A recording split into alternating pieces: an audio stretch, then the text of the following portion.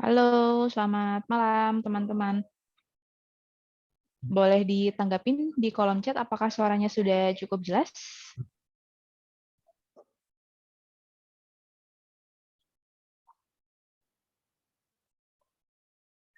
Boleh direspon di kolom chat teman-teman apakah suaranya sudah cukup jelas? Masuk Kak, oke. Terima kasih Kak Vira. Dan teman-teman yang sudah join di sesi pertama untuk program UI UX Advanced Bootcamp 404 batch 14. Nah, di sini senang sekali bisa ketemu sama teman-teman semua. Perkenalkan saya Avi, nanti akan menemani teman-teman untuk menyimak materi dari Kak Martina. Nah, jadi nanti teman-teman bisa langsung berkomunikasi dan berdiskusi via kolom chat. Jadi selama Kak Martina nantinya share materinya, teman-teman bisa langsung tanya atau mungkin share sesuatu gitu ya, yang mungkin teman-teman juga udah pernah pelajari sebelumnya gitu. Jadi nggak perlu tunggu sesi Q&A, nanti teman-teman bisa langsung ajukan aja pertanyaannya jika dirasa di tengah-tengah materi ada yang perlu ditanyakan. Kemudian untuk absensi nanti akan saya kirimkan melalui kolom chat link Google Form di akhir sesi. Jadi harapannya teman-teman bisa mengikuti sesi sampai dengan akhir ya. Oke, mungkin mau tanya-tanya dulu nih sebelum kita masuk ke materi. Teman-teman di sini apakah sebelumnya sudah pernah mengikuti kelas UI UX yang fundamental atau kelas UI UX dasar? Boleh ditanggapi di kolom chat.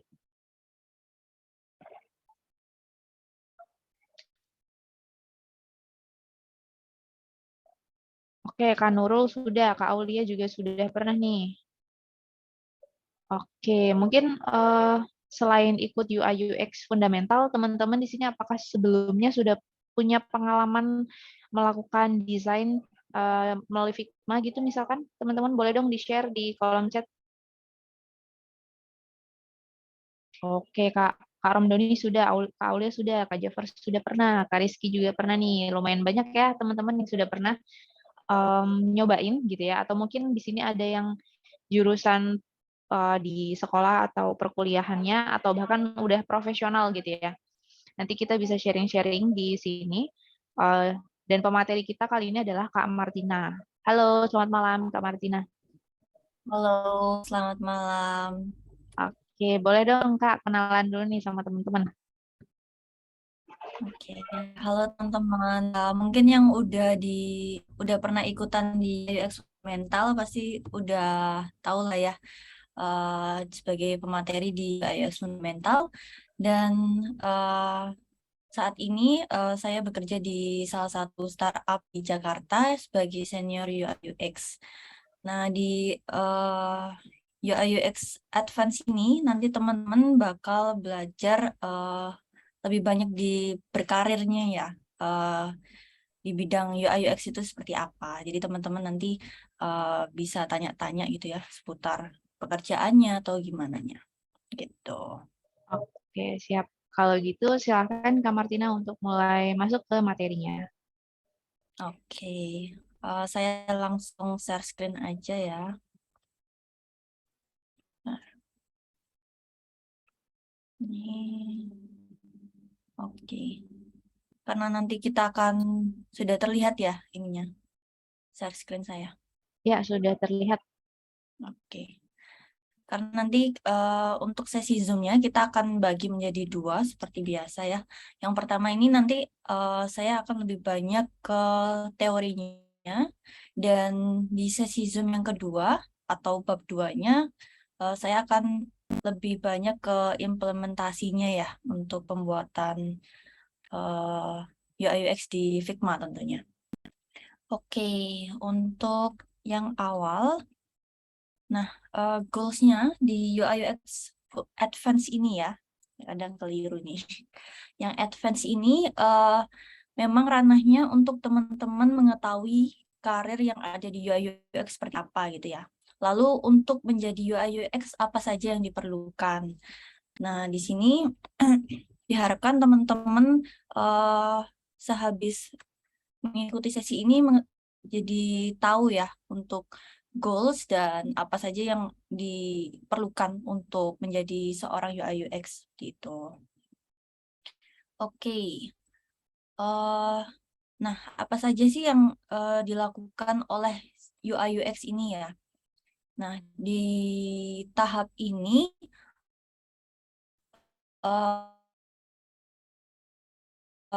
UI UX memiliki 5 tahap ya, sama seperti di design thinking, tapi ini lebih luas ya caranya, karena tidak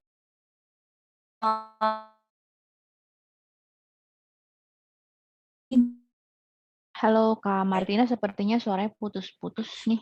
ada beberapa tahapan manajer gitu ya, seperti manajer ataupun yang di atas ya, beberapa perlu. Dan masih putus-putus belum ya? Iya Halo, masih. Mungkin boleh di stop. halo tes. Halo. Untuk on cam-nya Sepertinya boleh di sinyal stop dulu saya ya. Kak Martina. Sebentar ya.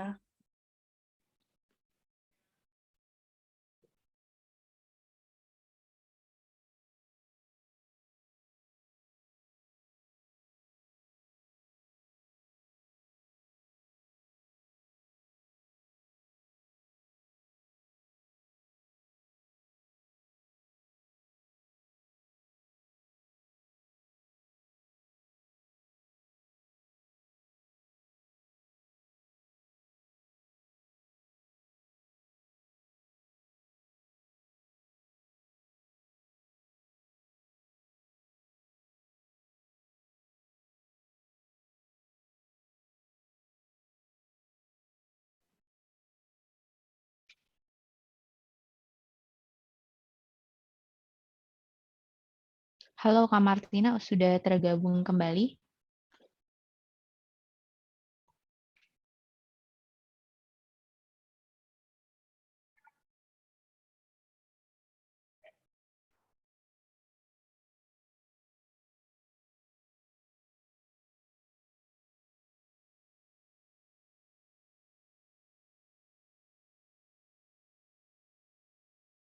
Oke, kita tunggu sebentar ya teman-teman.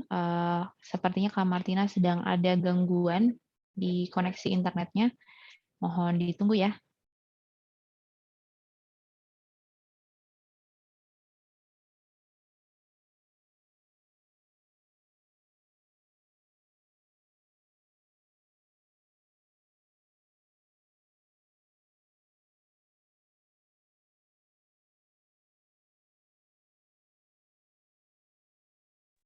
Halo tes.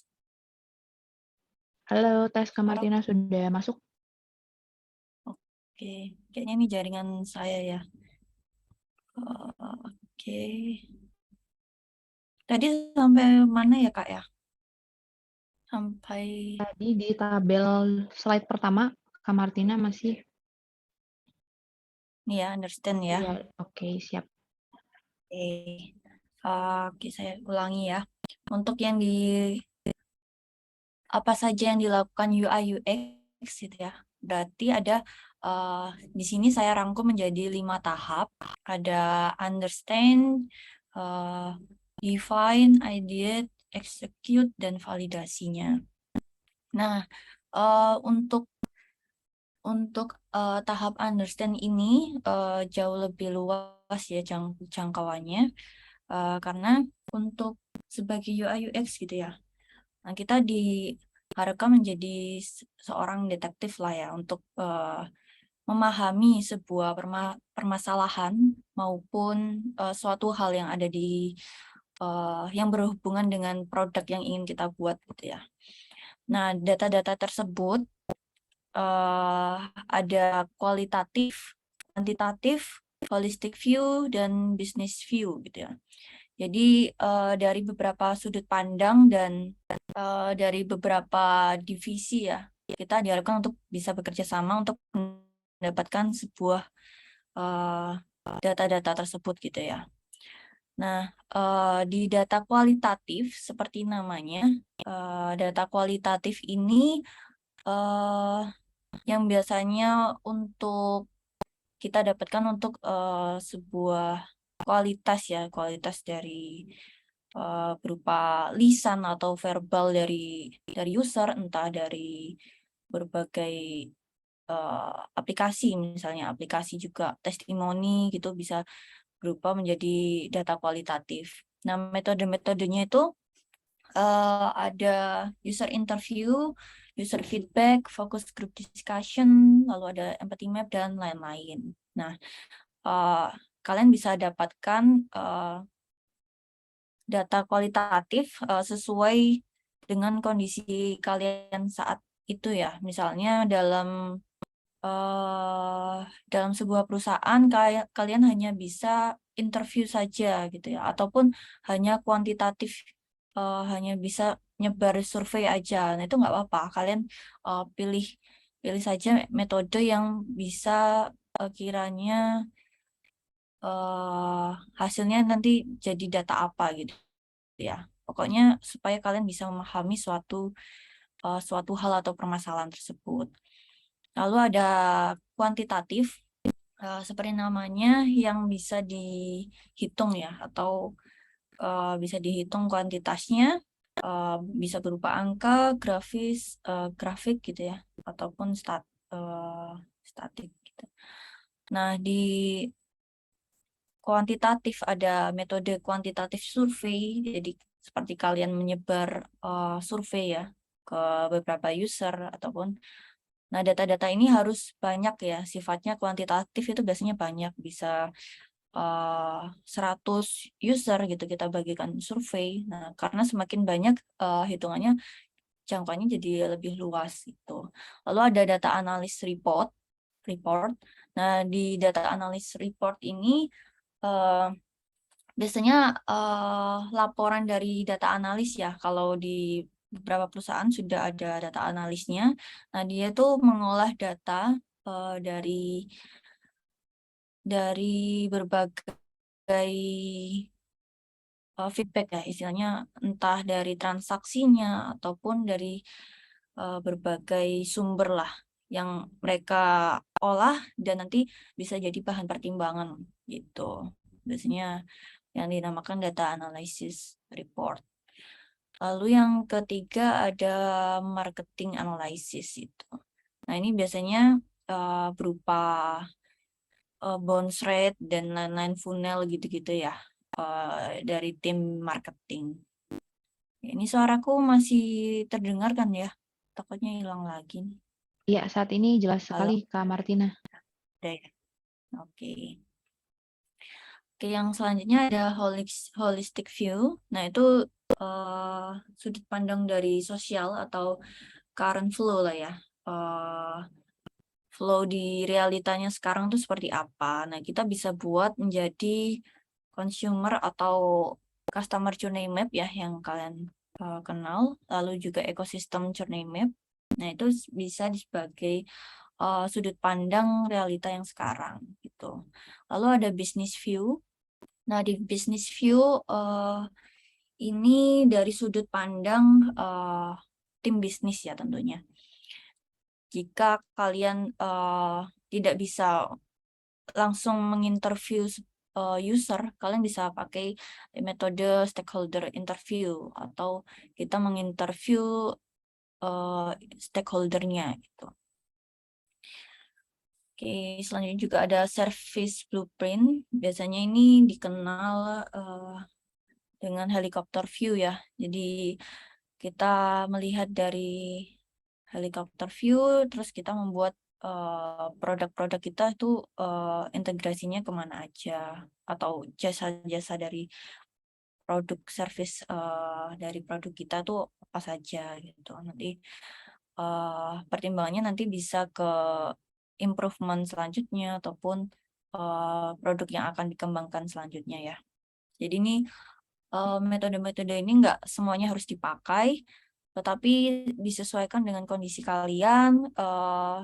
Dengan biasanya ada beberapa karir UI UX juga yang memakai misalnya kayak service blueprint itu biasanya untuk tim produk yang memang khususnya untuk growth ya gitu. Lalu yang kedua ada define, tahap define ya, atau mendefine sebuah problems. Untuk define, tahap define ini ada vision and strategy, user needs, define suksesnya, problem statement-nya, lalu business opportunity. Bentar ya.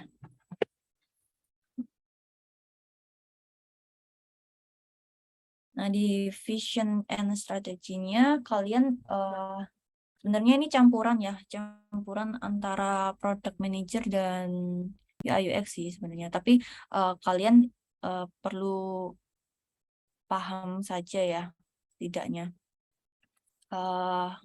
paham permukaannya, kalau supaya kalian mengerti visi dan strategi dari sebuah aplikasi ya, atau pembuatan sebuah bisnis lah.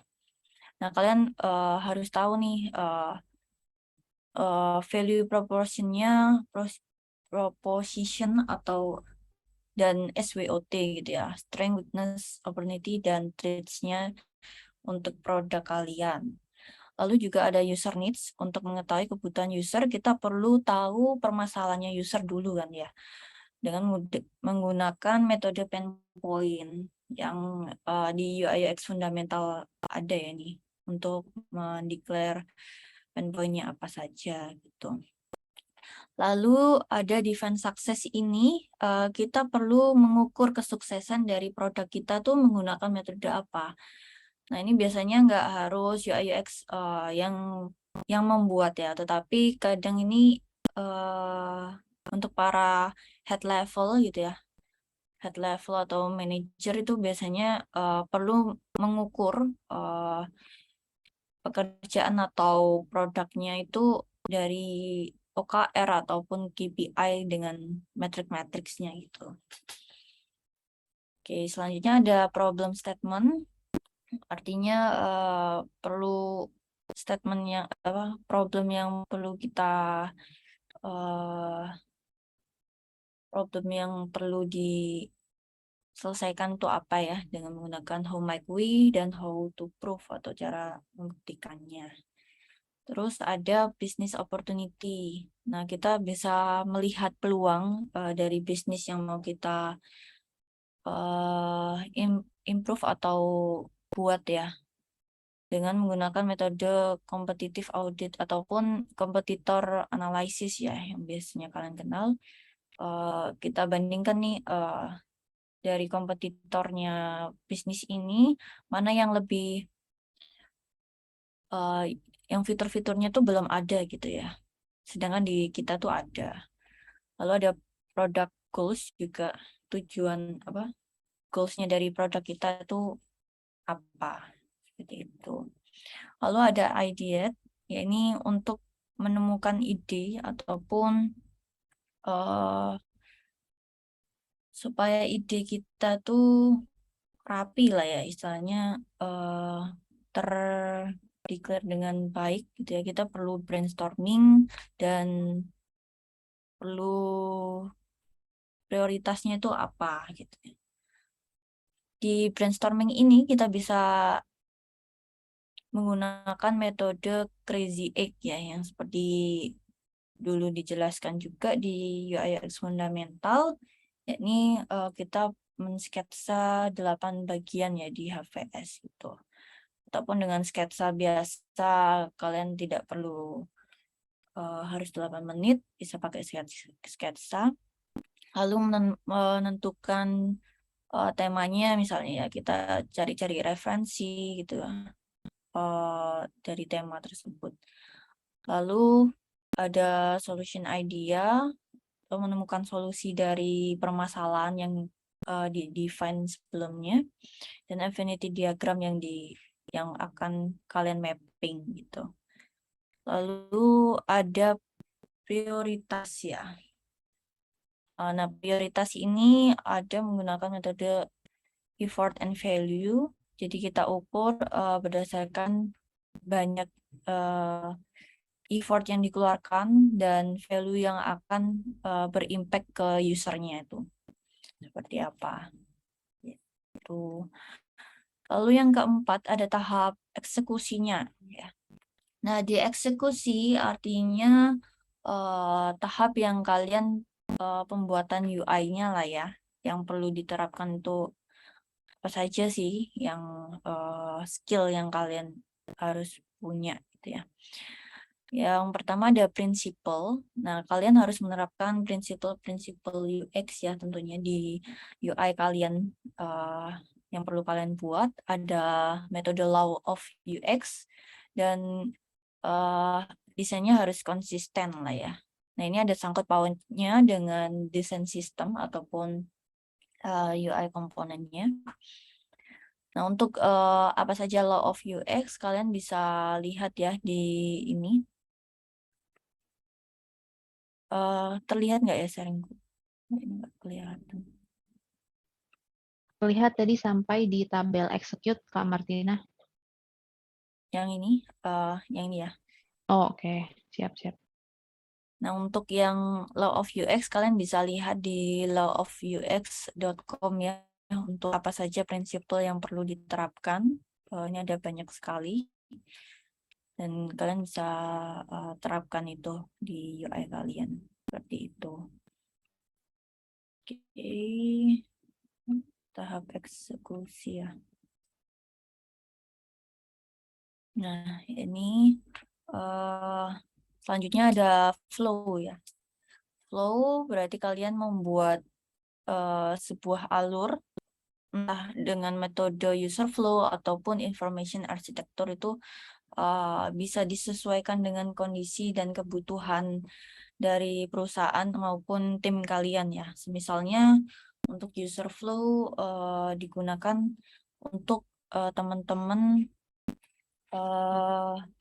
membutuhkan cepat ya, atau alurnya tuh bisa dipakai cepat untuk pembuatan UI-nya gitu. Nah, kalian bisa pakai TaskFlow ya, yang seperti dulu TaskFlow. Kalau user flow nanti kalau sudah UI-nya jadi bisa di handover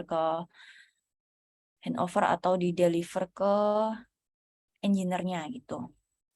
Nah, kalau information architecture itu biasanya digunakan untuk engineer juga ya, untuk mengetahui patch-patch aja yang dibuat gitu. Nah, selanjutnya ada guideline. Nah, guideline ini yang biasanya sebelum kita buat ya, setelah wireframe kita perlu buat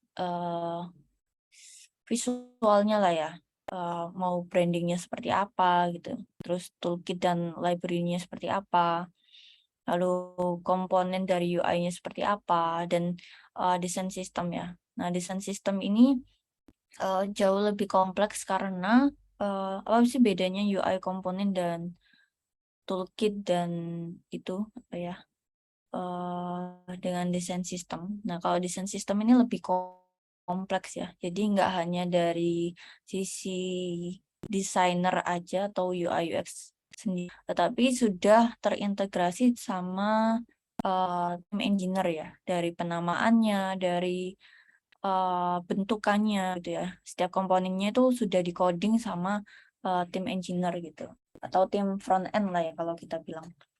Jadi kalau kita mau bikin button gitu dengan penamaannya sendiri, dengan tim engineer-nya tuh sudah tahu pakai yang mana gitu.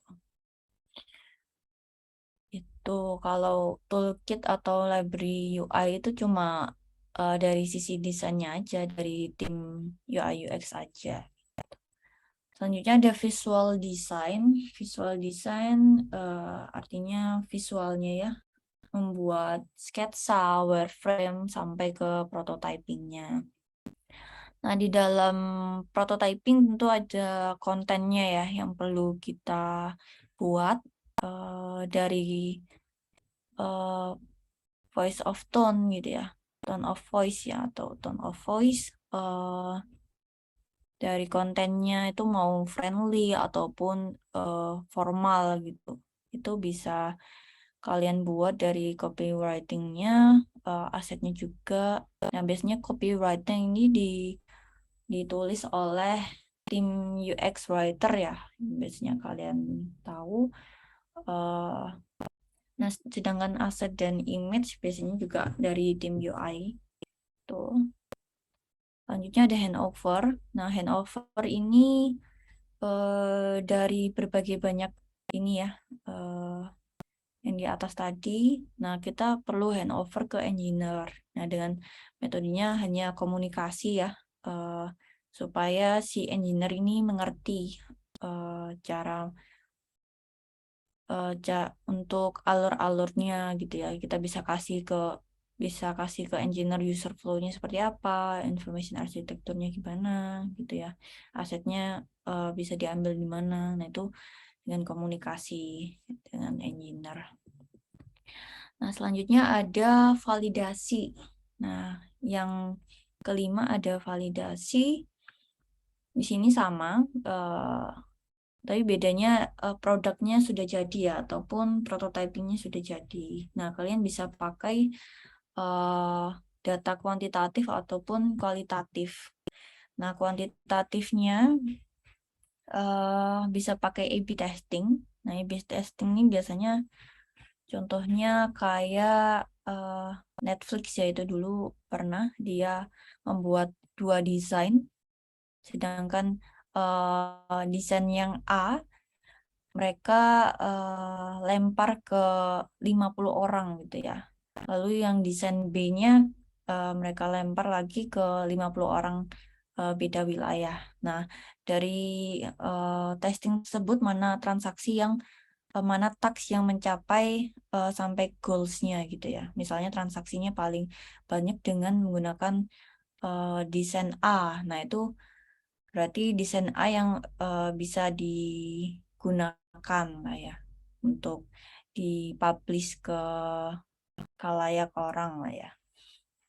Terus ada kuantitatif survei, sama untuk mendapatkan suara aja ya dari setelah mencoba prototyping ataupun produknya.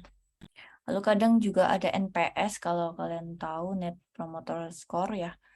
Nah, itu biasanya di beberapa aplikasi ya, untuk mereview aplikasi itu feels-nya bagaimana, apakah visualnya sudah cukup bagus atau gimana. Nah, NPS itu biasanya ada ciri-cirinya kayak skala 1-5 gitu ya, yang ada di aplikasi setelah melakukan transaksi gitu. Itu NPS. Selanjutnya ada kualitatif. Nah, kualitatif bisa didapatkan dari user testing, heuristic analysis, user feedback, user test, dan lain-lain. Seperti itu. Jadi sifatnya itu verbal lah ya.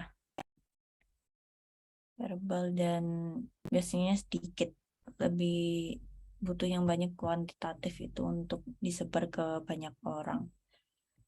Oke, nah ini quotes yang perlu kalian pahami ya. Yang terberat itu justru bukan menerapkan metode research yang tepat gitu ya. Namun bagaimana caranya kalian bisa bekerja sama dan berkomunikasi dengan setiap orang yang ada di internal atau stakeholder di perusahaan kalian. Nanti kalau kalian sudah berada di perusahaan ya, kadang tuh memang tidak semua perusahaan itu mengerti ekosistem user centric itu bagaimana gitu ya. Bagaimana menciptakan produk yang baik untuk user itu bagaimana. Nah, cara menumbuhkan budaya yang baik itu untuk sesuai dengan prinsip UX-nya itu yang perlu kalian dalami lah ya. Pertama di komunikasi, nah itu kadang ada miscommunication itu yang biasanya fatal dilakukan lah ya. Terus bagaimana sih memastikan mereka tuh sepakat dan berpartisipasi dalam proses UX research atau desainnya gitu. Karena ada beberapa yang culture dari perusahaannya tuh nggak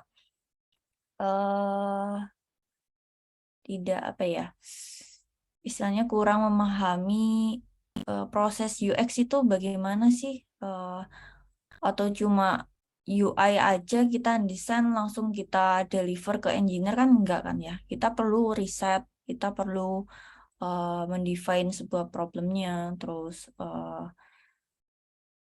pokoknya kita perlu risetnya dulu gitu ya, nggak tinggal timelinenya sedikit gitu, kita kasih seminggu kita harus kasih prototipenya kan enggak gitu. Nah itu kita perlu tanamkan budayanya gitu sih yang susah sebenarnya. Oke, nah, selanjutnya kalian setelah memahami apa saja sih yang dilakukan UI UX, selanjutnya ada skema tangga karir atau karir path di UI UX itu. Nah, ini contohnya di Atlassian ya. Dia ada dual track career path, pathways ini ya. Nah, yang di sebelah kiri ini craftingnya ya. Jadi jenjang karir yang ada di tahap crafting ataupun yang masih memegang UI UX lah di craftingnya. Lalu yang di sebelah kanan ini lebih ke manajemen people-nya ya, atau ke timnya lah istilahnya. Nah, kalau di crafting biasanya dimulai dari junior designer ya. Terkadang ada juga yang langsung loncat di desainer langsung atau UI UX designer. Nah, setelah menjadi desainer biasanya jenjang karirnya ada di senior designer, lalu ada di lead designer. Nah, biasanya kalau UI senior designer biasanya memegang beberapa people lah ya, untuk bekerja di satu produk atau dua produk gitu. Nah, sedangkan lead untuk biasanya mengawasi jalannya project tersebut, ataupun apakah metode-metode yang dipakai itu sudah tepat di crafting UI-nya atau UX-nya. Lalu juga ada principal designer. Nah, ini yang paling tinggi ya kalau di crafting. Biasanya dia bisa membuat desain sistem gitu, ataupun pekerjaan yang lain. Lalu ada desain team lead. Nah, ini biasanya sepantar ya gitu ya sama senior, karena dia ini nggak semua di perusahaan ada ya, tapi biasanya kebanyakan masih di ini sih, crafting leadership tuh di tahap ini. Kalau desain team lead artinya dia juga sudah membawahi banyak beberapa desain lah ya. Lalu untuk manajer biasanya hanya memantau produk success rate-nya berapa, terus apakah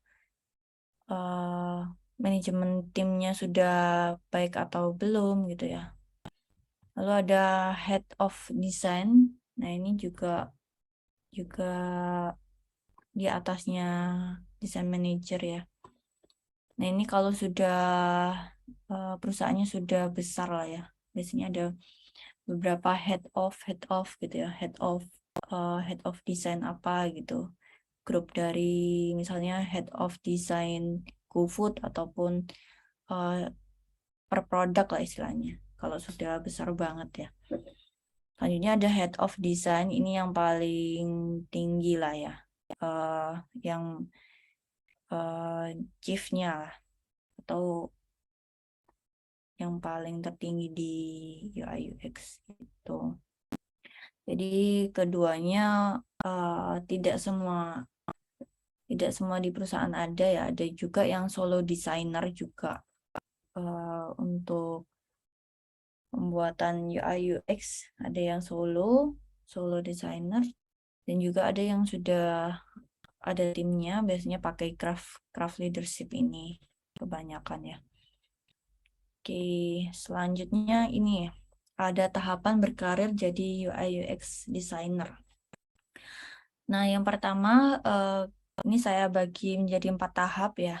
Untuk berkarir kita perlu memperdalam skillnya dulu gitu ya, skill crafting ataupun researchnya ataupun desain proses.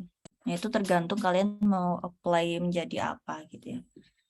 Nah, kalau sudah memperdalam skill-skillnya dan metode-metode yang tadi sudah dibahas lah ya. Nah, kalian bisa buat CV. Nah, CV ini nggak terlalu saya bahas, tapi kalian perlu membuat CV, bisa di CV online ataupun offline juga bisa berupa PDF gitu ya. Ataupun di LinkedIn kalian perlu punya ya untuk menaruh berbagai biodata kalian ya di LinkedIn. Tuh. Terus selanjutnya ada membuat portofolio. Kalian perlu membuat portofolio UI UX ya.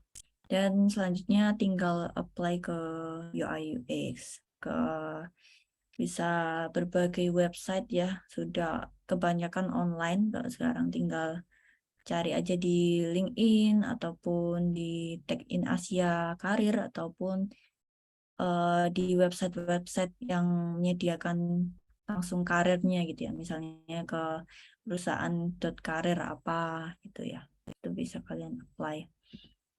Oke, kalau yang memperdalam skill dan UI UX dan crafting ini saya lewati ya karena itu sudah dibahas di UI UX fundamental tuh dari prosesnya sampai craftingnya. Selanjutnya ada membuat CV. Nah, kalau bisa kalian dalam membuat CV harus jelas ya dan jujur gitu dalam mencantumkannya. Misalnya kayak skill award-nya atau apa saja yang proyek-proyek kalian buat itu sebisa mungkin sejujurnya gitu ya. Sejujurnya. Oke, yang pertama ada poin biodata atau kalian biodata itu ya, biodata basic lah ya. Lalu ada seperti nama, terus pekerjaan sekarang ataupun oke,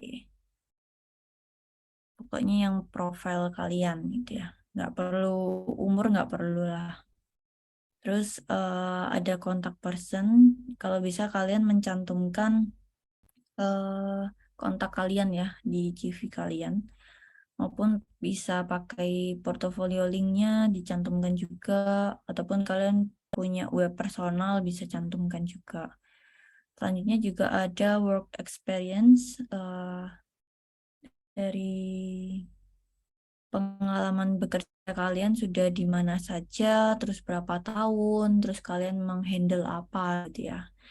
Itu yang perlu kalian masukkan. Lalu ada education, pendidikan kalian ya. Kalau biasanya dari SMA saja cukup ya, dari SMA ataupun SMP ya. Nggak perlu sampai TK atau gimana. Selanjutnya ada skill. Nah, skill yang kalian punya apa saja ya. Dan awardee ataupun penghargaan yang kalian misalnya menang lomba ataupun sebagai pembicara ataupun sebagai apa gitu ya, bisa sertifikat lah ya istilahnya, bisa kalian cantumkan.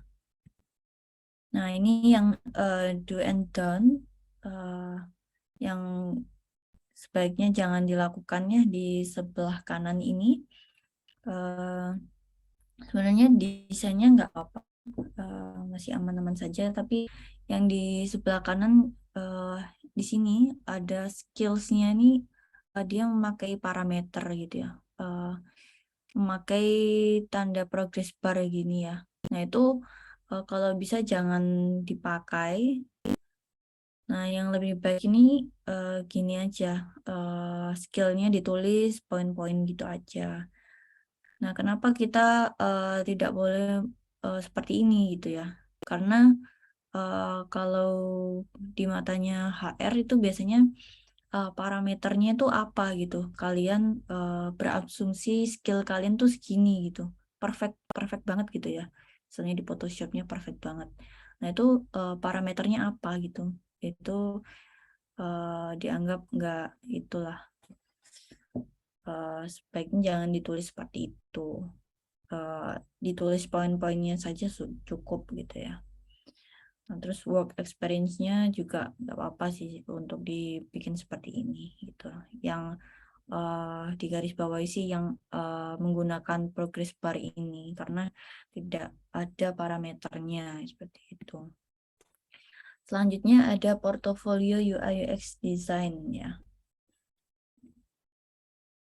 Nah, portofolio UI UX design ini sebagai kumpulan karya kalian ya, dengan menceritakan proses UX desainnya seperti apa. Yang perlu kalian bagikan ke orang lain untuk menggait klien atau untuk melamar pekerjaan seperti itu. Dan supaya jasa UI UX kalian bisa dipakai gitu untuk bekerja ya. Nah, kenapa harus punya portofolio? Nah, ini untuk menunjukkan bahwa kalian tuh punya karya yang terbaik ya. Kalau bisa karya-karya yang terhighlight di portofolio itu yang benar-benar top 3-nya kalian lah ya. Bisa 3 ataupun 5 boleh. Nah, terus menceritakan proses berpikir dan bagaimana cara mengambil keputusan kalian tuh seperti apa gitu ya. Jadi si user ini tahu cara kalian solving the problemnya itu seperti apa gitu ya. Ataupun hanya berasumsi kah atau seperti apa. Nah, itu biasanya kan menceritakan risetnya seperti apa. Itu bisa kalian floorkan di portofolio kalian ya. Terus selanjutnya ada portofolio bukan hanya showcase skill, tapi mendemonstrasikan skill. Nah, ini sama kayak yang di atas ya. Kalian harus menceritakan istilahnya. Harus menceritakan misalnya project A ya. Nah, itu bagaimana sih untuk sampai ke hasil akhir project A itu seperti apa gitu. Kalian harus menceritakan. Tidak hanya cuma tampilin showcase-nya di Dribble gitu ya. Showcase di Dribble terus didesain aja gitu. Tapi untuk menjadi UI UX itu kalian harus bagaimana cara berpikir kalian tuh dicurahkan di portofolio tersebut gitu. Nah, cara utama untuk menampilkan potensi terbaik itu memakai portofolio gitu, betul. Karena portofolio jadi harus dirancang sebaik mungkin supaya nggak hanya kita gunakan untuk mencari kerja, tapi bisa jadi mendatangkan pekerjaan dari hanya melihat portofolio kalian gitu ya. User langsung tertarik untuk memperkerjakan kalian seperti itu. Lalu untuk membuat portofolio kalian uh, harus tahu nih skill apa yang paling Anda kuasai gitu ya, ataupun yang kalian kuasai. Misalnya bagus di UI ataupun research-nya. Nah, kalian mungkin bisa mendaftar UI ya. Kalau crafting desainnya kalian lebih jago gitu. Nah, terus aktivitas mana yang lebih kalian sukai gitu untuk mengetahui diceritakan di portofolio tersebut. Terus apa yang menjadi pembedanya kalian nih sama desainer lain. Nah, ini untuk biasanya untuk kalimat awal ya. Kalau kalian misalnya contoh pembeda dari desainer lain sukanya solving problems, terus belajar untuk mencari solusinya ataupun yang lainnya. Terus project mana yang memberikan Anda banyak pelajaran dalam prosesnya. Nah, ini dan project mana yang paling bernilai. Nah, ini sama seperti yang tadi, harus meng-highlight project yang top 3 lah, ataupun top 5-nya dari kalian, seperti itu. Jangan yang project yang apa ya, yang tidak ada yang bukan kurang ya, tapi sebaik mungkin lah yang membuat kalian bisa ke hire itu project yang mana. Terus cerita menarik apa yang bisa diceritakan di project yang telah kalian lakukan tuh. Misalnya dari tantangannya apapun tantangan dalam pembuatan produk tersebut gitu ya. Nah, itu bisa kalian ceritakan. Nah, tips apply di bidang UI UX. Nah, ini kalau misalnya kalian meng-apply UI designer ya, kalian bisa perbanyak contoh visualnya gitu. Nah, kalau kalian ingin apply ke UX designer, kalian bisa perbanyak contoh proses atau risetnya seperti itu. Nah, kalau kalian ingin apply UX designer ataupun interaction gitu ya, nah itu perbanyak contoh interaksinya ataupun prototypingnya gitu. Lalu kalau ingin jadi UX researcher gitu ya, bisa perbanyak metode ataupun reportnya di. Nah, kalau mau jadi UI UX ya berarti kalian harus perbanyak visual dan prosesnya seperti itu. Oke, kalau belum punya project case study gimana Kak gitu ya. Nah, sebisa mungkin jangan fake study case ya, ataupun study case yang bohongan, tapi kalau sebisa mungkin kalian cari side job ataupun bisa tawarin ke bisnis teman-teman kalian ya yang untuk jasa UI-nya gitu.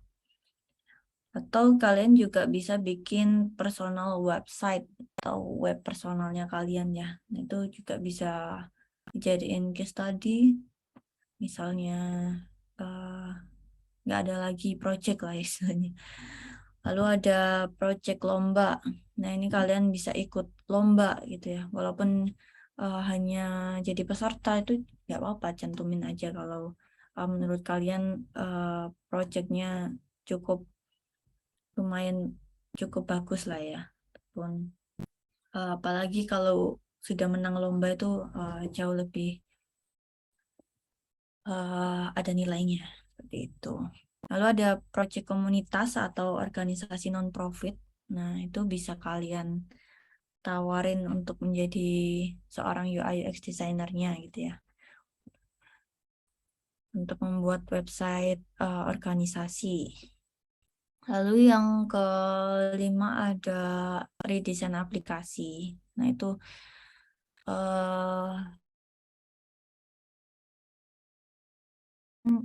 UX-nya masih kurang nih, ataupun UI-nya juga kurang, itu juga nggak apa-apa. Walaupun saya lebih menyarankan yang benar-benar project yang real lah ya. Jadi jauh lebih real aja. Gitu. Nah, ini kita lanjut ke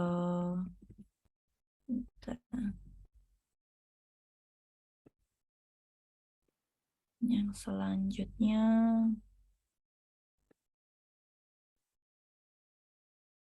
Kita ke bab 2 ya. Nah, ini yang ke bab 2. Nah, untuk membuat portofolio, kalian harus pilih formatnya dulu. Nah, formatnya kalian ingin online atau offline nih. Kalau saya sarankan untuk online aja ya, supaya jauh mudah untuk diakses gitu ya. Walaupun memang terkadang lebih aman yang offline nih, karena tapi itu bisa diakalin sih untuk keamanannya. Nah, di online ini ada website hosting ya, kayak bisa pakai Builder ataupun yang lainnya. Lalu yang kedua bisa pakai Figma. Nah, ini yang nanti kita akan buat di sesi Zoom kedua ya. Nanti akan dijelaskan bagaimana cara membuat portofolio menggunakan Figma. Dan ketiga ada Behance. Behance itu sudah bisa menjelaskan lah ya untuk beberapa project design. Lalu ada Google Slide. Ini sama kayak membuat PPT lah ya, PPT online. Kalian tinggal desain di PPT. Terus ada Notion, itu juga bisa digunakan untuk portofolio, Medium, dan lain sebagainya. Nah, untuk offline-nya bisa pakai PDF, PPT, dan media offline lainnya. Seperti itu. Nah, nanti challenge-nya bakalan membuat portofolio online ya. Nah, ini kalian harus menentukan 3-5 project case study. Nah, jika tidak punya 3-5 project, kalian bisa tampilkan satu aja, tapi yang fokus menceritakan proses desain yang telah kalian buat gitu ya. Nah, ini ada satu lagi, ada case study yang NDA. Nah, NDA ini apa? NDA adalah non-disclosure agreement ya, berarti yang tidak bisa disebarkan karena ada informasi yang rahasia untuk perusahaan tersebut. Nah, bagaimana kalau kita sudah berhenti resign dari perusahaan tersebut, tapi kita mau cari pekerjaan lain dengan mengeluarkan portofolio tersebut, gimana caranya? Nah, misalnya pekerjaan kalian di bawah perjanjian NDA tadi itu ya. Contohnya misalnya kayak di pemerintah itu kan ada beberapa yang data-datanya nggak boleh di publish secara umum ya. Nah, ini tapi kalian bisa praktekkan ini. Ada beberapa cara untuk tanpa melanggar NDA tersebut. Bisa pakai dengan mengeblur ya, atau memburamkan informasinya, redacted-nya.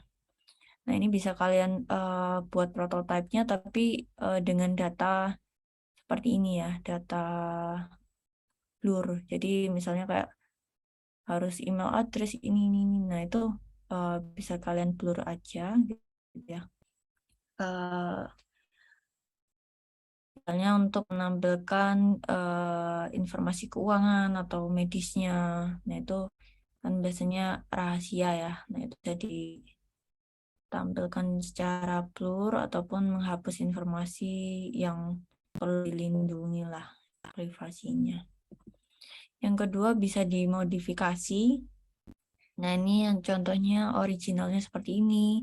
Lalu yang generiknya seperti ini setelah dimodif ya.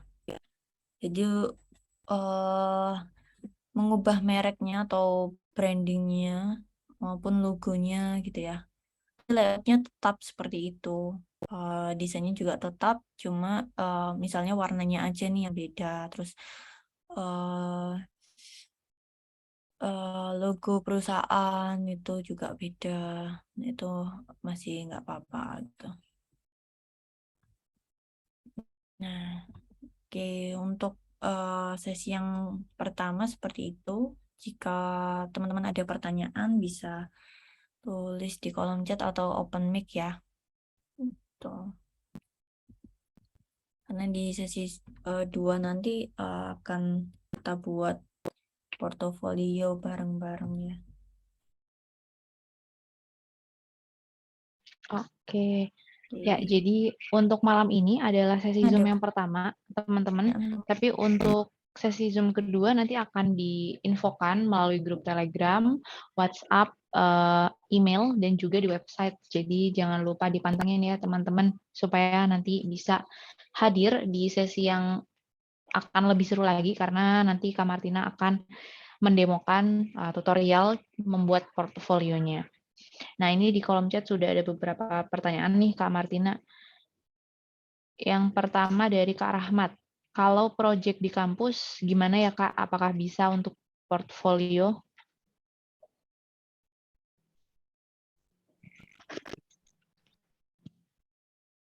Halo Kak Martina.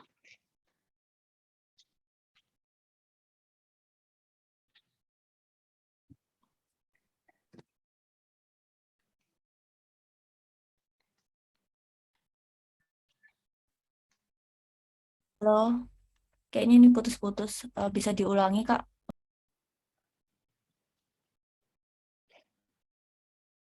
Oke, sepertinya gangguan koneksi, teman-teman mohon ditunggu sebentar ya. Bagi teman-teman yang ingin bertanya, bisa langsung melalui kolom chat. Nanti akan saya bantu untuk bacakan nih, teman-teman. Silakan. Halo, halo, Halo. suara saya ya. Iya, sudah jelas. Ini, gimana Kak Asti? Jadi pertanyaan yang pertama dari Kak Rahmat. Kalau proyek di kampus, gimana Kak? Apakah bisa kita jadikan portfolio? Oke, untuk proyek di kampus masih boleh ya dengan syarat kalian tinggal menceritakan proyek tersebut itu seperti apa. Itu nggak apa-apa sih. Apalagi nanti kalau proyek kalian diikutkan lomba jauh lebih baik lagi ya, karena eh, jadi bisa berkompetisi dengan proyek-proyek yang lain seperti itu. Nggak apa-apa sih untuk kalau zaman dulu saya juga pakai proyek kampus, ada yang proyek kampus, ada yang proyek dari luar juga ya. Itu nggak apa-apa kalian masukkan asal yang seperti poin-poin yang saya jelaskan tadi ya. eh, Menceritakan tantangannya, terus eh, yang menurut kalian bagus lah untuk diceritakan di portofolio tersebut gitu. Halo, suara saya masih terdengar ya? Ya, terdengar Oke. Kak. Lanjut ke pertanyaan kedua dari Kak Suhud. Kak, yang membedakan UI UX designer dan UI UX engineer itu apa ya? Oke, kalau UI UX designer ya.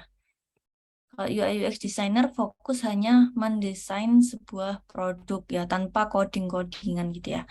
Nah, kalau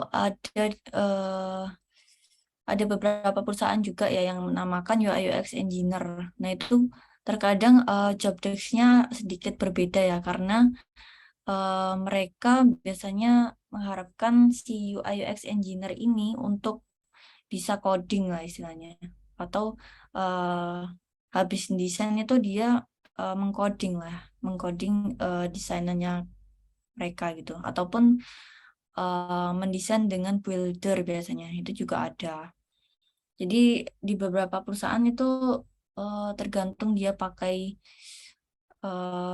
desainnya itu pakai apa gitu ya. Ada yang langsung dari buildernya itu langsung dibuat tinggal drag and drop gitu juga ada.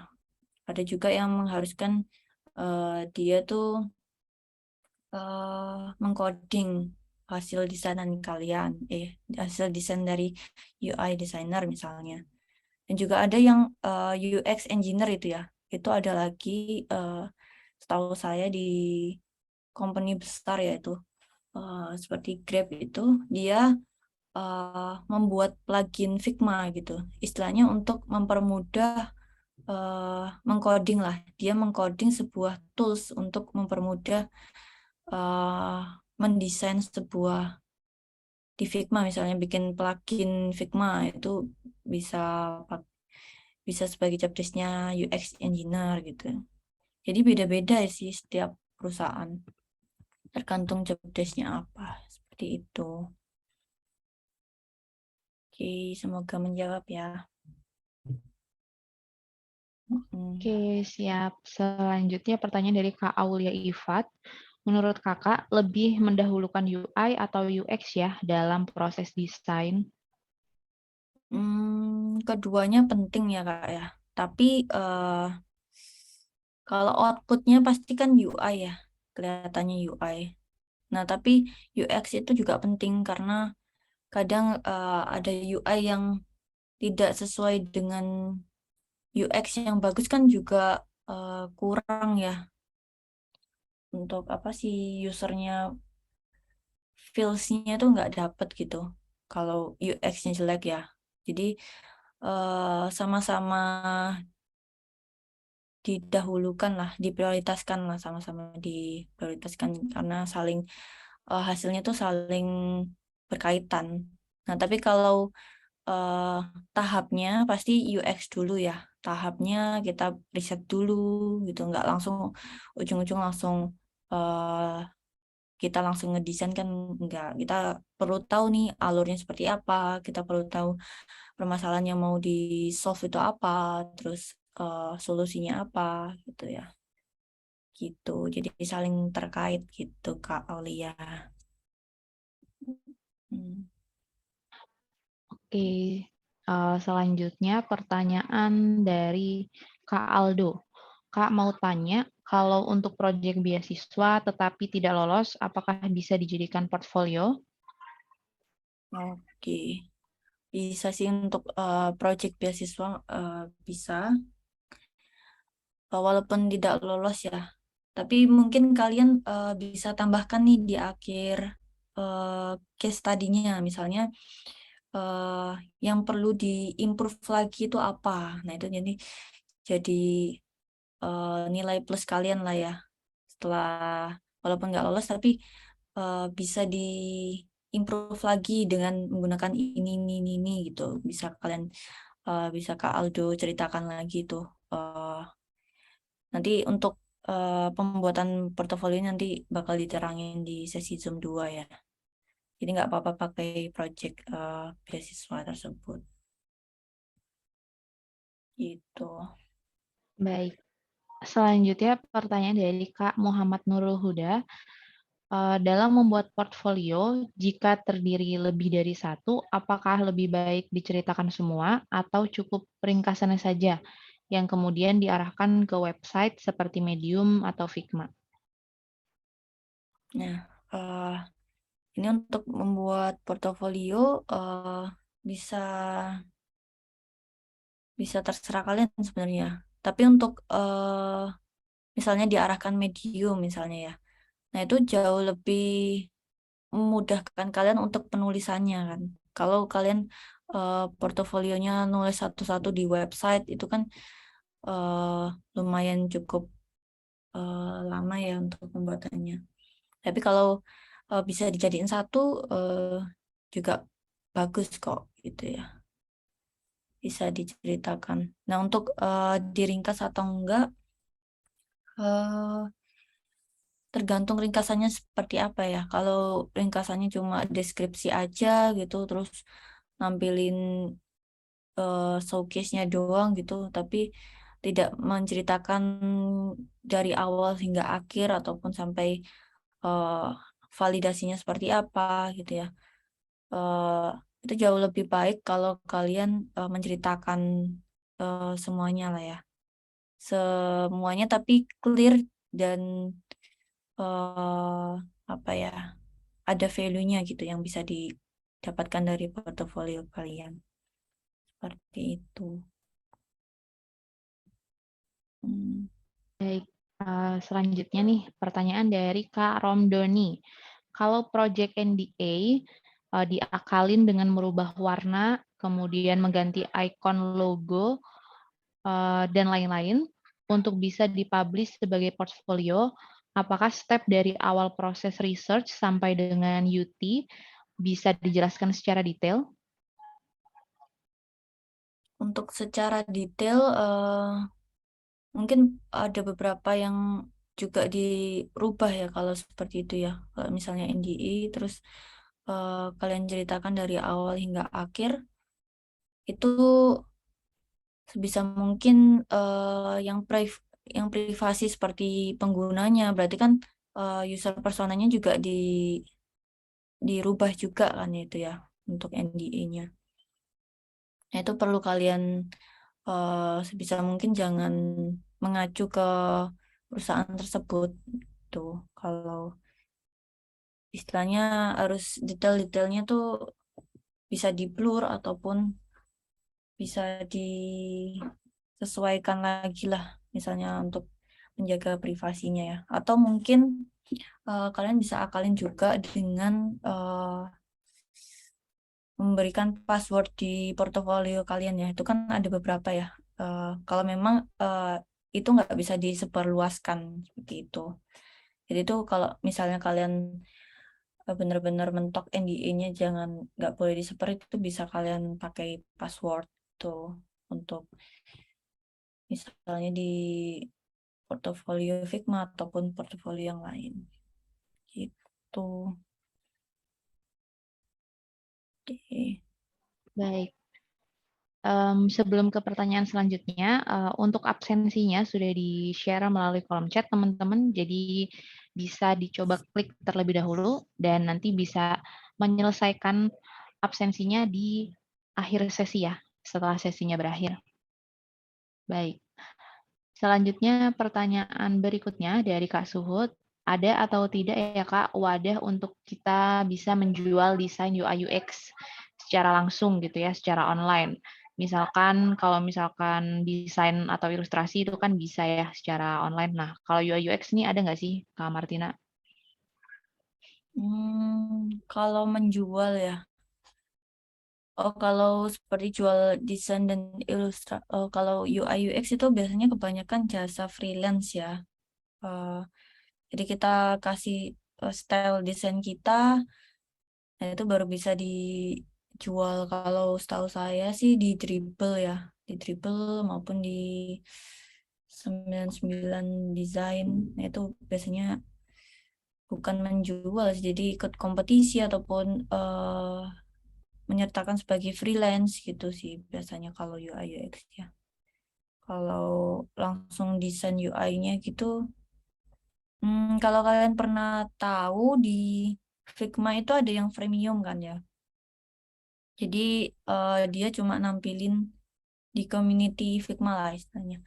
Nah itu kan ada yang freemium ataupun dia cuma nampilin showcase-nya aja itu. Terus nanti di akhir ada link websitenya untuk membeli desain. Nah, itu biasanya buat sendiri ya wadahnya untuk itu. Jadi kalian bisa jual di situ, misalnya bikin di Figma terus disebarkan ke community. Nah, nanti mungkin ada yang tertarik untuk membeli desainnya kalian gitu. Misalnya $5 atau berapa dolar. Seperti itu, Kak Suhud.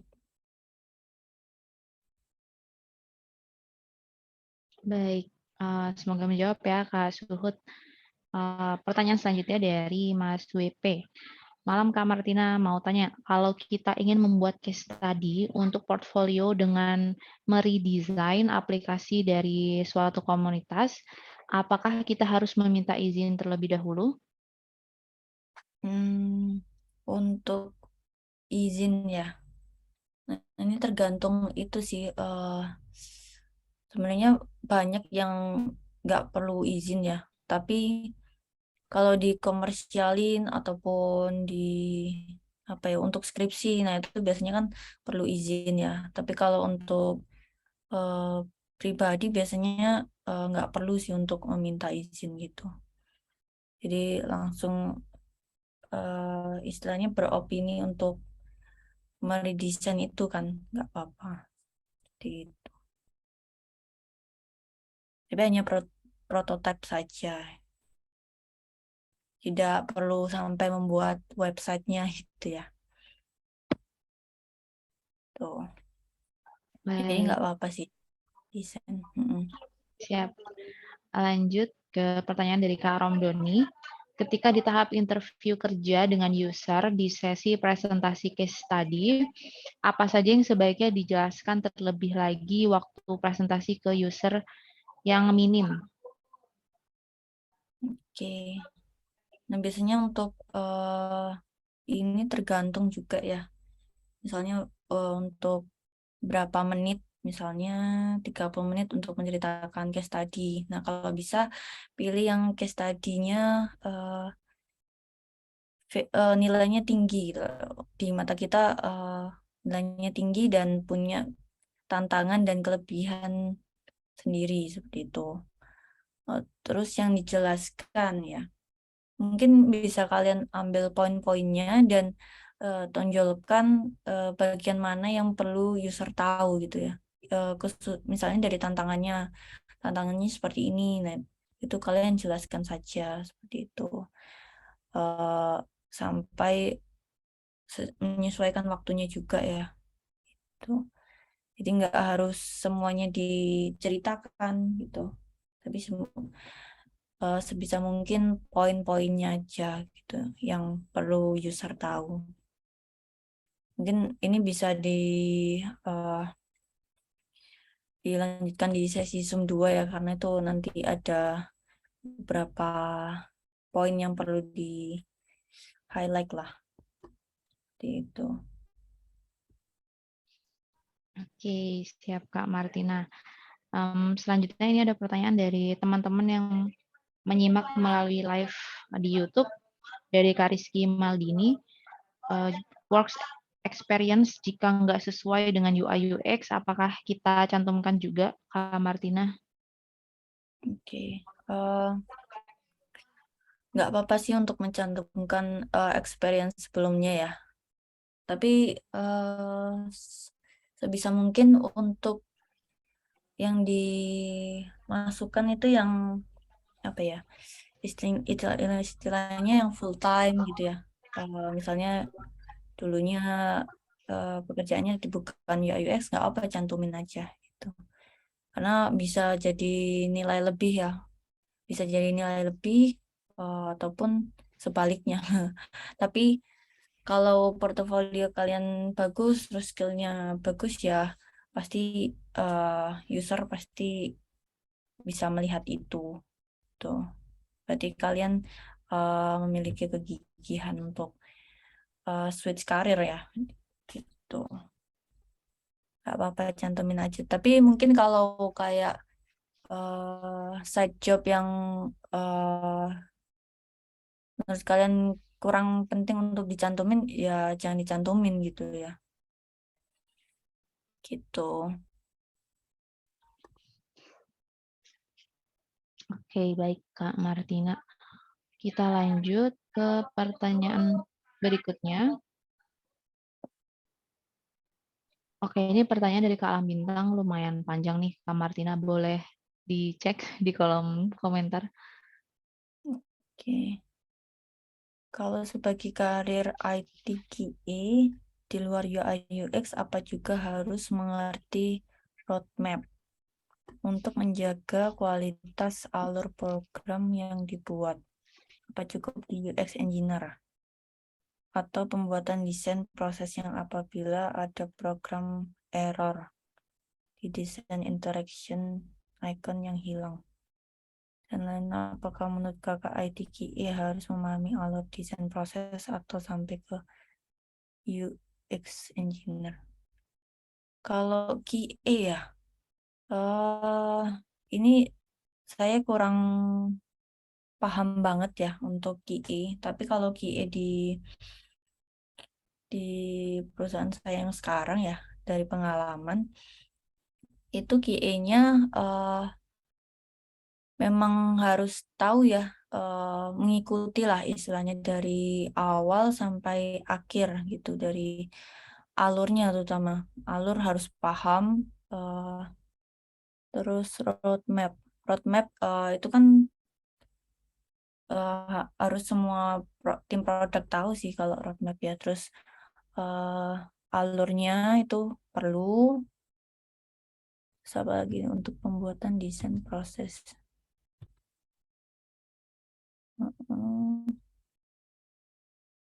Biasanya memang dari awal sampai akhir sih ya. Dari alur, terus mereka kalau alurnya tidak sesuai, biasanya dibalikin lagi ke engineer-nya gitu. Kalau UX engineer-nya ya, nah ini aku kurang paham sih kalau QA seperti apa ya. Karena ini memang saya belum pernah jadi QA, jadi belum tahu, cuma melihat dari permukaan aja kalau mereka perlu memahami alur, terus desainnya sudah sama belum dengan yang dibuat tim UI, seperti itu sih Kak. Itu ya, semoga menjawab sih. Walaupun mungkin bisa next question Ya, ya. baik. Ini pertanyaan dari Kak Aldo, sekaligus pertanyaan terakhir ya teman-teman. Nanti jika teman-teman mungkin ada pertanyaan yang belum sempat terjawab, nanti bisa langsung ditanyakan di grup Telegram.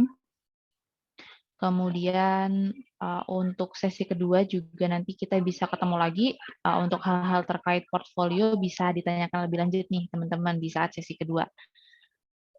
Oke, pertanyaan dari Kak Aldo. Kak mau tanya, kalau nanti kerja jadi UI designer, tiap icon dari apps yang kita harus bikin sendiri atau dari internet atau dari perusahaan sudah ada? Oke. Kalau ini juga tergantung dari perusahaannya ya. Ada yang tim brandingnya sudah ada, icon pack-nya gitu ya. Atau ada yang belum sama sekali, ini juga ada. Nah, itu kalau memilih icon ya, memilih icon itu sebisa mungkin yang free komersial ya. Jangan yang harus yang berbayar komersial gitu. Jadi harus yang pilih yang free dan nggak apa-apa dipakai untuk komersial gitu. Karena eh, dulu ada beberapa kejadian ya. Ini dari teman saya sih. Dia pakai icon pack yang harusnya nggak boleh komersial, tapi dia pakai di aplikasi. Akhirnya di aplikasi tersebut di take down dari eh, iOS kalau nggak salah, iOS ataupun Android, saya lupa. Pokoknya dia aplikasinya di take down karena ikonnya itu berbayar seharusnya itu. Apa maksudnya tidak tidak boleh komersial gitu. Tapi dia tetap pakai icon tersebut. Nah, kalau mau mengatasi hal tersebut, jangan mentah-mentah ikonnya di-download terus dipakai, tapi sebisa mungkin kalian modif dikit gitu ya. Itu masih bisa dipakai lah. Misalnya kalian uh, rubah dikit-dikit dari roundednya terus stroke-nya atau yang lainnya seperti itu. Bisa mungkin yang cari yang free lah ya, free komersial gitu. Itu. Oke, terima kasih teman-teman yang udah kasih pertanyaan ya. Oke, siap. Terima kasih Kak Martina sudah menjawab semua pertanyaan teman-teman nih. Kemudian mengingatkan kembali untuk absensi ada di kolom chat, teman-teman bisa diklik dulu linknya, nanti bisa dilanjutkan mengisi seusai sesi ya teman-teman. Oke, mungkin dari Kak Martina ada yang ingin disampaikan terlebih dahulu sebelum sesinya ditutup? Oke, buat teman-teman yang mau switch karir ataupun baru ingin mendaftar gitu ya, sebisa mungkin kalian siapkan dulu project-project yang ingin kalian sampaikan ke klien ataupun usernya ya. Persiapkan sebaik mungkin yang terbaik lah istilahnya ya untuk teman-teman sekalian. Dan kalau bisa nanti ikut yang sesi Zoom 2 biar sekalian bikin bareng-bareng seperti itu. Oke. Oke, terima kasih banyak Kak Martina atas waktu dan ilmunya. Kemudian untuk sesi keduanya kemungkinan akan dilaksanakan hari Sabtu atau Minggu di pekan ini ya teman-teman. Jadi nanti mohon ditunggu untuk informasinya. Kemudian jika ada yang ingin didiskusikan sembari teman-teman mempelajari slide yang ada, nanti silahkan langsung ke grup Telegram ya. Terima kasih semuanya. Selamat malam.